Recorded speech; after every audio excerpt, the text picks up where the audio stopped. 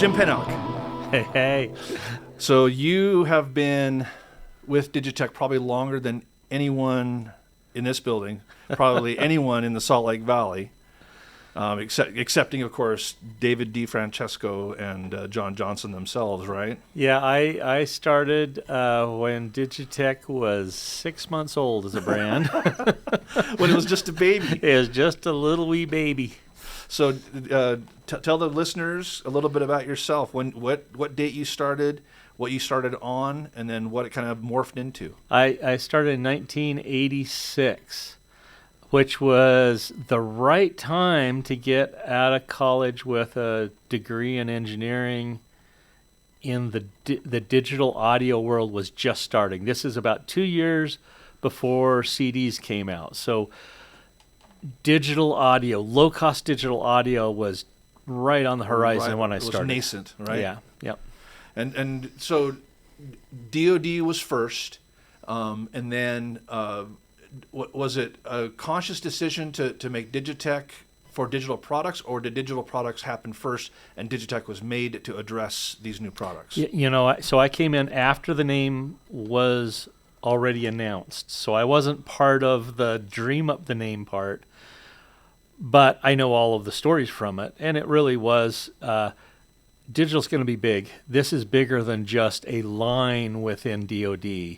This is its own brand. Let it have its own path that doesn't get in the way of what DoD has going. So just adding on, and if anybody remembers back on that exact same time, we launched a brand called Audio Logic for the same reason, and that was kind of centered on the mid-pro, the mid-pro, yeah, sort of where DBX eventually lived that we were taking care of, yeah.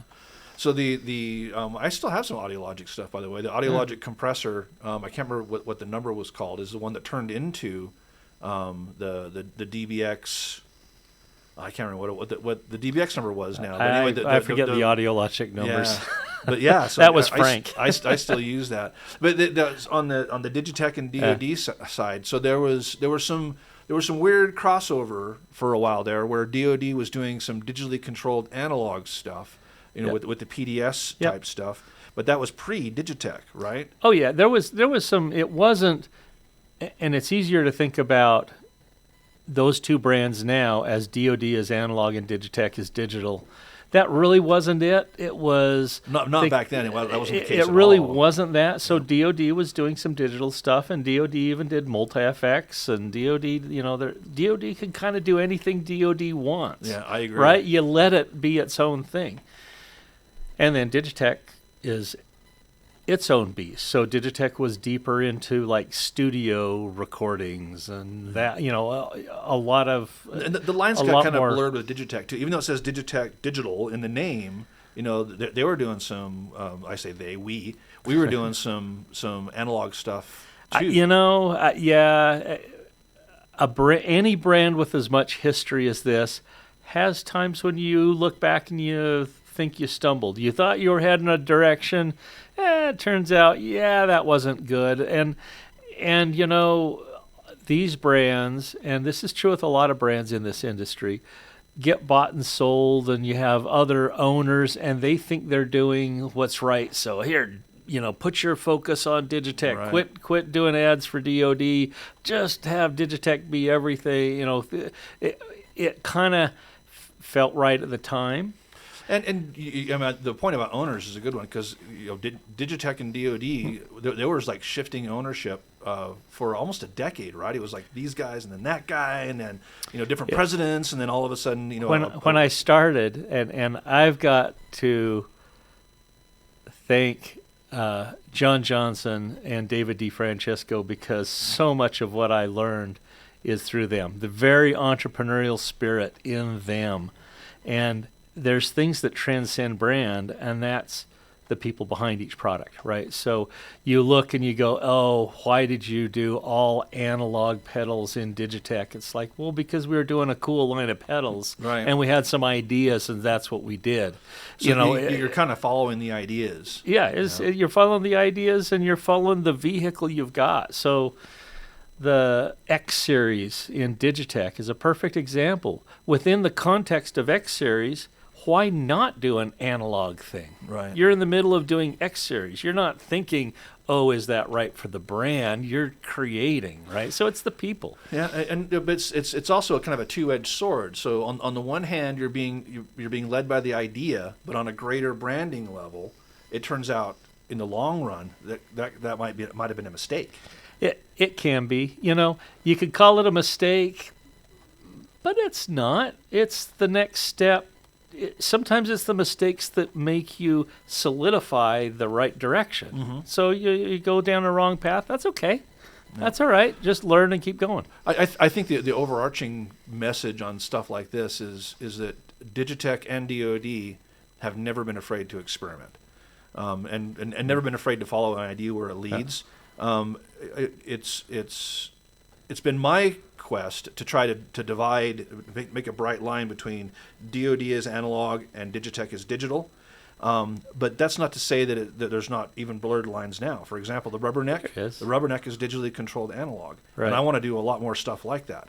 Yeah. And so, while I've drawn a bright line, there's still some haziness, and we're still going to follow the ideas where they go, right? Yeah, absolutely, and brand. DigiTech is a brand, and you can look at Hardwire, for instance. We separated that out not just as a line under DigiTech, but as its own brand, so it could have breathing room and not be held down. Once a brand gets really wide, the DigiTech brand was so wide, we're doing all vocal type stuff. Yep. So we kind of launched Vocalist as a separate brand. And even the Vocalist being a separate brand totally makes sense, though. Yeah. Just as the Johnson brand as being a separate brand made sense. And if that had all been DigiTech, that would have been weird. Well, and Hardwire kind of made sense because Hardwire could do analog and digital. Yep. Right, so that kind of it's a compensation for things like you say that might have been mistakes under DigiTech. It's like, they're just different paths. Yeah. Each product is its own. So I'm going to switch gears here though, because we kind of got off track a little bit. But talk to me about your adventures in multi-effects, because multi-effects there were multi-effects that were called multi-effects back in the nascent days of digital, but they weren't really truly multi-effects until you came along. Yeah, it's this, and looking back, it's hard to think of things different than the perspective you're in the middle of. So when digital was first happening, once you have a digital product, you could load the code one way and it's a flanger, another way it's a delay. And before you would buy a flanger and I'm thinking of them as rack products because that's what they were back then. The kind of serious stuff was the rack stuff, right? So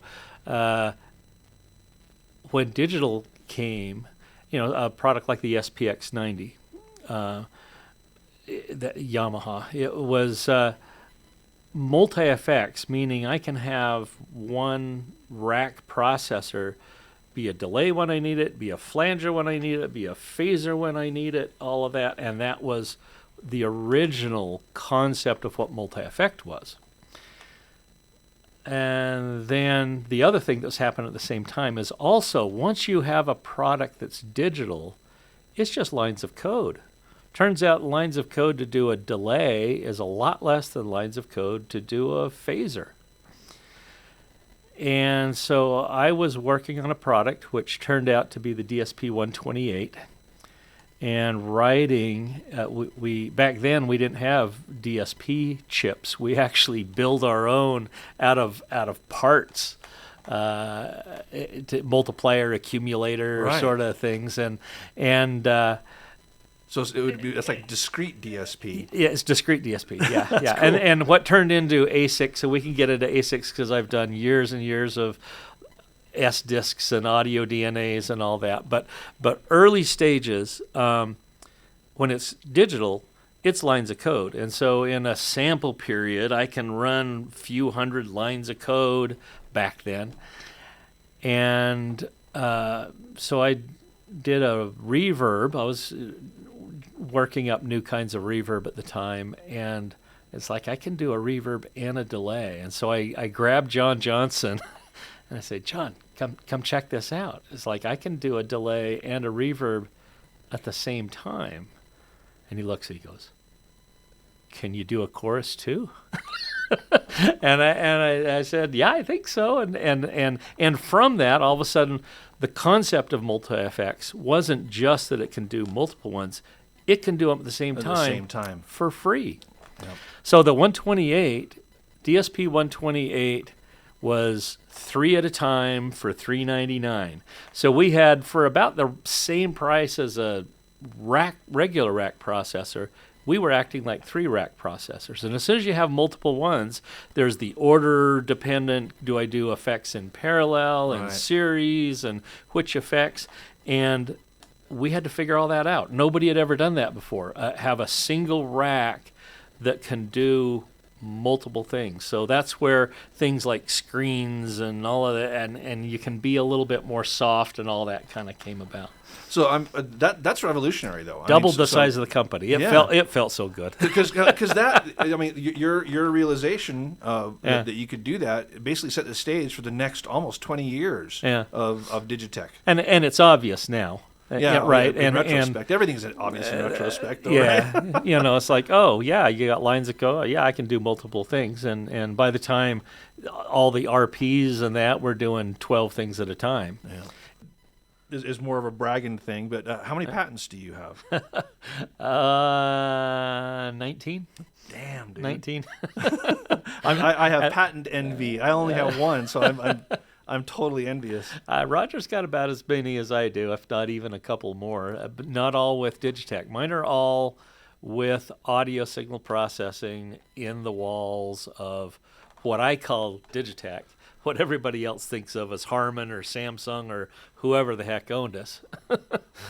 So yeah, I mean, my patent is the same way. It's my name's on it, but it's owned by Harman, of course. Yeah. So let me ask you, when you were first approached by Cortec about bringing back Digitech and DoD, what finally convinced you to do it? Yeah, I was certainly skeptical at first because I didn't know him, right? And what I was doing at the time was running a consulting company. So after Samsung shut everything down, I started up Jim and I. That's my consulting company, and working with different audio companies in the music space. There's a lot of different companies know me, and I was doing some stuff for Harman at the time.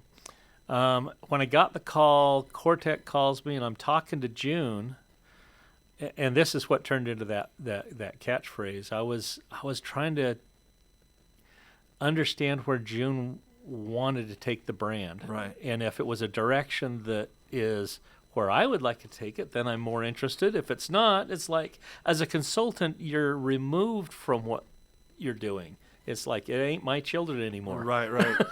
Right. So, and so we talked when you were talking to me about it. We discussed this at length. We didn't know how serious Cortec was. No, we didn't know. We're still trying to. In fact, when I reached out to Tom, it's like, Tom, you got to help me read these guys. and it was tough at first because we were pretty reticent, both of us. Yeah. So I asked June. I said, so what do you want to do with the brand? And he looks at me and he goes, well, what would you do? And guess what? Right answer. Yeah, exactly. Because there's no question as to what we would do, right? And that's where I said I'd put the band back together. Right. And when you first told me that when I first heard that, I'm like, that has to be our opening marketing thing. Right. It's kind of funny how that evolved. Yep. Another team effort. And so to me, that willingness to allow the entrepreneurship to continue is what sucked me in. And that's what, under John Johnson and David D., it was always, whatever you're doing, do it like it's your own company. Yeah. Do it like, it's like, so don't do something stupid. Remember, companies need to make money. They need to innovate. They need to stay ahead of the pack. They need to, all of those things, do all of them. Yep. Well, it's one of the things we've been talking about with this new revamp. I mean, one of the unofficial mantras have been what do you want to do? Yeah. And I think that needs to be the kind of the ethos going forward is when you're working on a particular project, it's like, keep in mind all of the business things that have to happen. I mean, you have to keep the market in mind, you have to keep your users in mind, all that kind of stuff. But what do you want to do? Yeah, exactly. My main thing is to put together a team, an ever-growing team, by the way. People listening to this, there's probably people who are double E's out there, or DSP guys, or guys with ideas. Love to hear from all of you. That's always good. The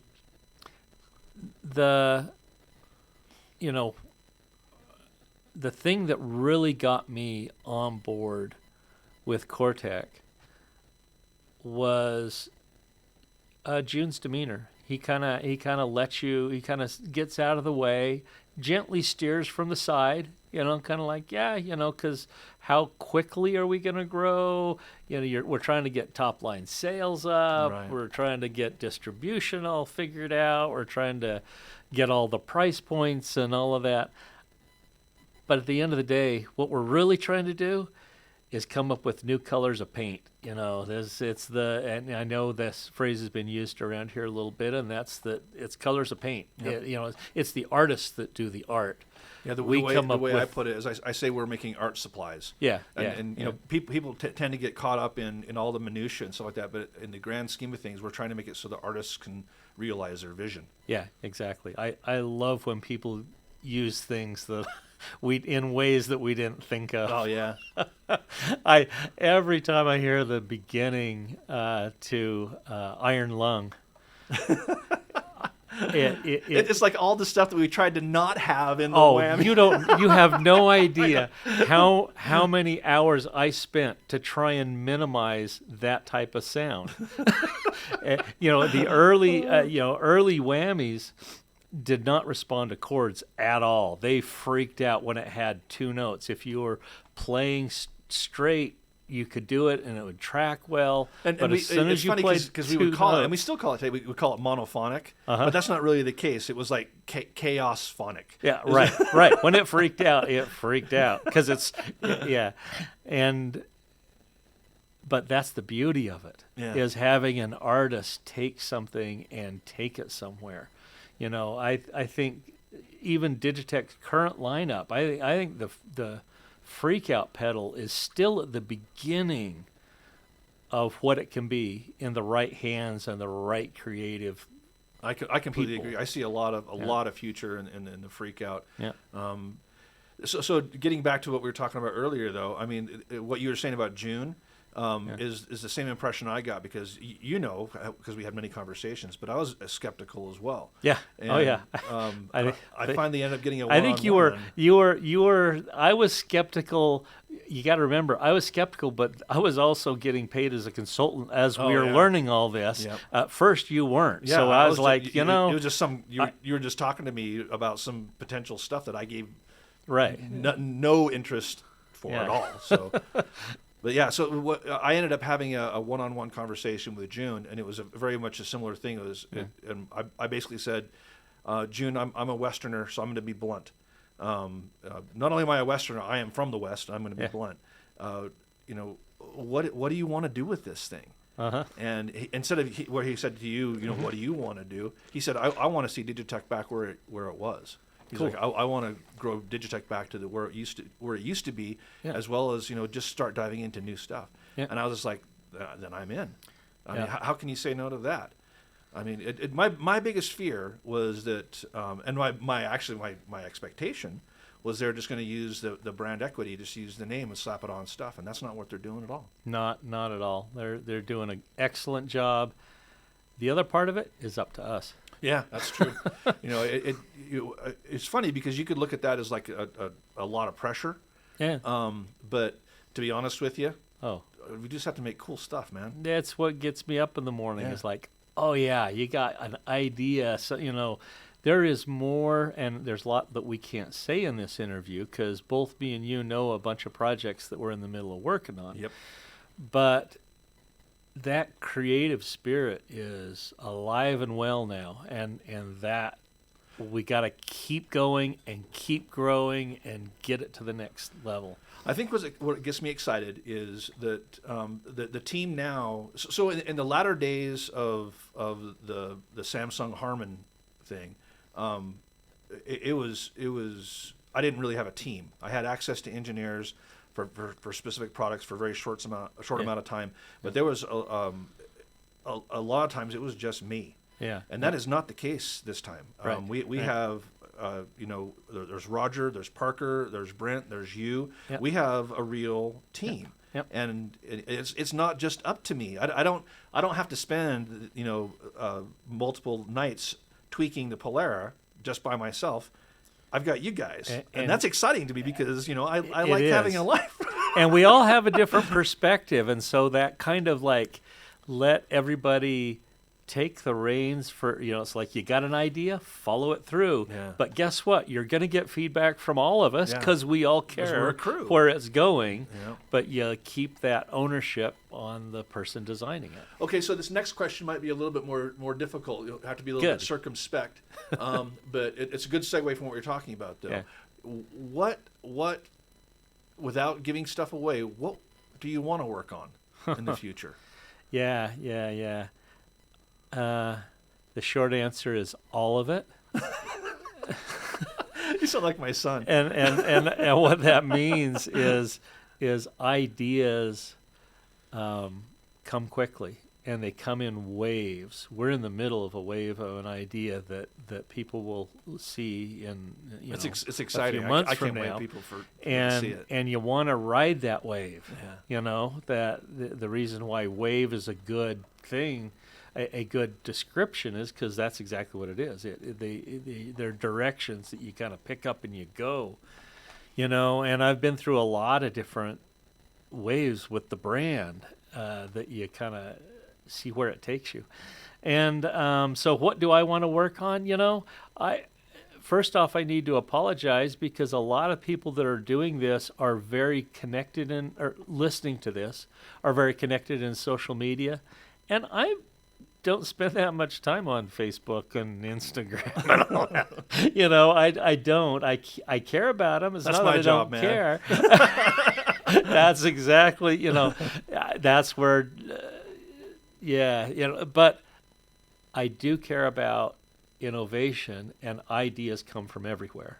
I've got more feedback from people at trade shows. Traditional engineers sit in an engineering department and that's all. It's like, no, I've always gone to the NAMM shows. I've always met somebody in a hallway and go, you know what you should do, right. Or I hate when you do this, or I love that feedback. At the same time, on the social media stuff, you have to kind of dig back and read all the comments. Mm-hmm. And it's not that I don't care. I just don't think about going back and reading all the comments. So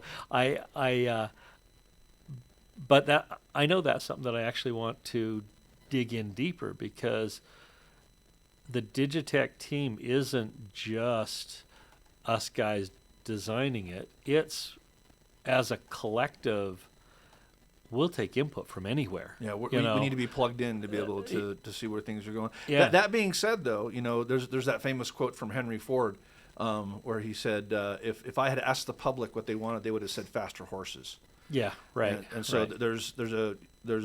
you have to take what you can take from the feedback from the market, and you have to add in the stuff that and the innovations that you're working on, and it create this new stew of stuff. Because if we were just listening to what the public wants, we'd be re-releasing the grunge over and over and over and over again. Right. And that's not what we want to do. No. We want to be a vibrant and healthy company. Yep.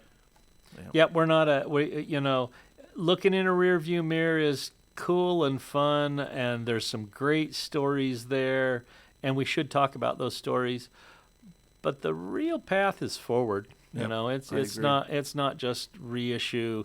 In fact, this ties into how much I hate the reissue word. I'm gonna steer back to a question you asked me. You said, "What do you want to work on?" There's a lot of people out there that are passionate about the XP300, the space station. And that was your baby too. I could talk about the space station for hours. Yeah, that was that entire XP Yeah. series, not just the 300, but the entire series was. that was 100% That was you. my That was baby, your and thing. and really we were working on third generation Whammy, and the case for it and where would we take it, and we wanted to add preset capability, and it's like, well, you know what, John, I'm talking to John Johnson, this can be not just a Whammy, we can make it a series of things. And he goes, oh yeah, we need a chorus and we need a reverb one, and it's like, okay. And at that time I was deep into Sonic Youth. Talk about, we should do that sometime, talk about our musical influences, because I really like a lot of experimental, open-ended sort of things. And XP300 was exactly that. I said, John, let me do one, and I get to do all of it. And he goes, you give me the Whammy, you give me and you can do anything you want. And so that the effects that are in there, a lot of them are in other pedals now, and a lot of them are other competitors. But I burned a lot of midnight oil, Well, resonators. There's a couple of companies, a couple of boutique companies that basically have try to do just one setting. I have all on the XP original 300. code. I've got bit for bit, and I even I was digging out there a while back, and somebody's asking, and because we did that on a DSP processor that Texas Instruments did. It was Japan. It was Japan only, yeah. and all of their data books were in Japanese, and I don't read Japanese, but we did a really, really poor translation of that manual so that I could learn. It's like, because we could get the chip very inexpensively, and a lot of late night coding. So yeah, if we wanted to go back into XP300 territory, we could. I don't want to do it as a rear view mirror thing. Yeah, but I don't want to miss things, because there's stuff there's stuff that's in that original code that is worth digging up. So the thing I keep trying to get across to our users, to guitarists, is the stuff I'm doing with DoD. They are not reissues; they're updates. Yep. And so that same ethos, I think, needs to be applied to anything like any type of space station thing. It would be an updated space station, a reissue space station. Yeah. I don't know. It doesn't interest me. Does that interest you? No, not really. It's something updated, right? It's got to be updated. Yeah, I mean, if you remember, those foot switches can get kicked off really easy. Yeah, talk about That listening was a to user medium design. feedback. We have some pretty good feedback on what people think about those switches. So of course we would update things. And then the other thing is, why do pedals go out of production? And that's because at the end of the day, there's a manufacturing background to all this, and companies lose patience with something that's not selling at a certain rate. Right. As a huge corporation like Harman or Samsung, that threshold is quite high, so things get taken out of production quickly. And to me, if the only effects you can get are the ones that are mainstream, then everybody's going to sound alike. Yeah. I mean, I would defend a pedal like iStomp, and I don't know where the larger audience is on that. But if you can have a pedal that you can load with the weirdest, esoteric, only used by 3 people in the world code, and do it off a platform without it being put out of production in 6 months, I'd say that's a pretty good platform. Yep. So the iStomp, that's not the direction the iStomp went, though, and that may be part of the problem. Maybe that's something to explore in the future. Yeah, we could do a whole segment on the iStomp. Because I'm very proud of it. But what I'm trying to get at is a product like the XP300. If we put out something that 2 years from now gets yanked from production because the people that wanted it passionately, but it's not mainstream enough to get enough sales per unit. If the demand is wide but not deep. Yeah. Then, and also then I the demand. We've seen this in the past, but a lot of stuff that people clamor for, the demand is loud, but it's not real. You know what I mean? We've released some stuff where people have been like, you have to make this, and you'll make a ton of money on it, and the demand for it is huge, and we release it, and no one cares. So it's like the concept of the product is a lot greater than the actual reality of the product. Yeah. That's, and I hate to say true. the word product, but that's... Yeah, it is true. I think we do need to solve that we can be creative beyond just being unit sales, Well, and this gets into that forward-thinking thing, though, too, because, if we were just doing a reissue of say, that like the space station, I think the demand for just that is not as big as people think it is. It's not that big. But if we were to do something that's like a space station expanded, that that speaks to a wider audience, but still contains the stuff that made the space station special, or has the concept that made the space station special, that's something. Yeah. I think one of the things I'd like to do going forward with this, because I love this, by the way, Tom. You bring so much to the team, and I'd love to hear what people want to hear. It's like we can talk new product, we can talk ideas, we can talk if people have questions about what something does. This is so easy to do. Sit down, talk put it out there, and if it doesn't interest everybody, I don't care. If it interests a few people, cool. I would talk. We talked about background behind space station, background behind custom chips. If you want to know any, DSP tricks or anyway, there's a lot of places we can take it, and it feels pretty open, doesn't it? Yeah, it does, and we should do this often. It's fun. Hold on. Thank you. Thanks. All right, thanks. Have a good weekend. Okay.